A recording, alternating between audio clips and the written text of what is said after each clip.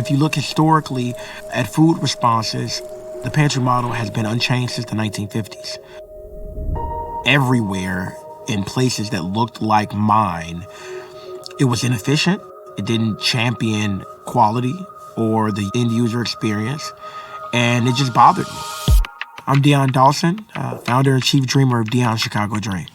We're a nonprofit social enterprise that focuses on providing access to healthy food consistently, making sure that your zip code does not determine how long you live. We deliver a 10-pound box of fresh fruits and vegetables to more than 4,300 households in the Chicagoland region per week.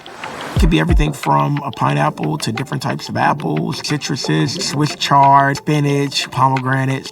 Since 2020, we've provided a little over 3.5 million pounds of fresh produce that we've purchased, packed, and delivered. And we've never charged any of our recipients to date. Our produce and our quality is top notch. We've never taken a single piece of donated produce. We purchase everything. It may cost us a little more, but that's fine. You don't want to dictate what people think they deserve. If we're thinking about people living longer, healthier lives, you want to give them the best opportunity to be healthy. You can't do that with expiring food. One of the things that we wanted to do a little different is make sure that we're talking to people.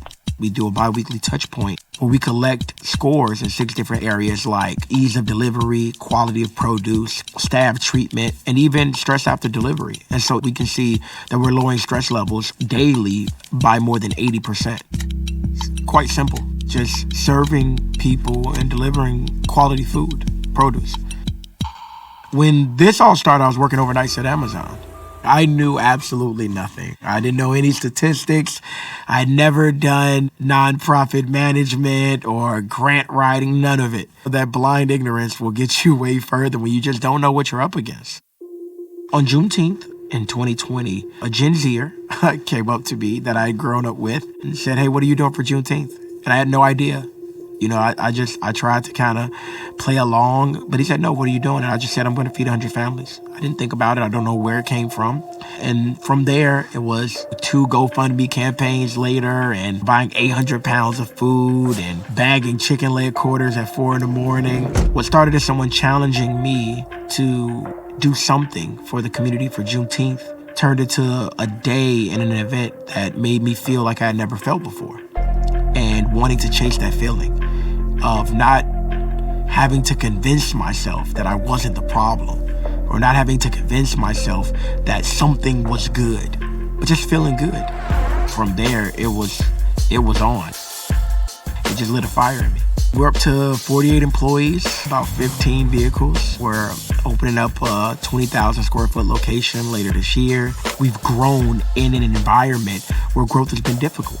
The average Black-led nonprofit never makes it to $1 million in revenue. We did it in 18 months.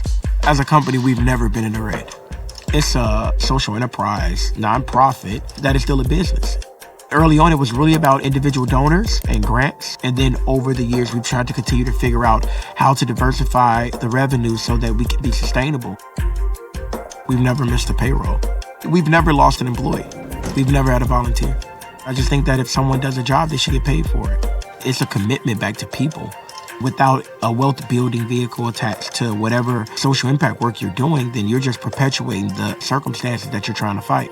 You can still do good business and do good by people. And you don't have to build like everyone else. There were so many people early on that tried to guide us into taking donated food, into using volunteer hours and trading board seats for money. And because of us rebuffing a lot of those things, here we are almost 5 years later, and this work has really not only defined a lot of people's lives, but it's allowed me to wake up and go to sleep knowing and never questioning.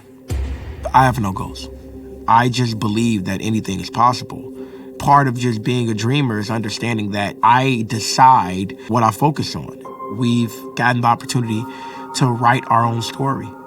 It's really about joy, happiness, being okay, knowing that you gave everything you had. All of these are things that are important and we don't champion them enough. It's always about reminding each other what difficult is. A difficult day as the chief dreamer of Dion's Chicago Dream pales in comparison to the worst I've ever had as Dion Dawson. You evolve, you learn. This is the first time in my life where I can honestly say I've never stopped learning. Every single day. I learn, I apply, I try, probably failed more in this 5 years than in my first 30, but I don't have it figured out. I think that's the fun part. Yeah, that's pretty crazy.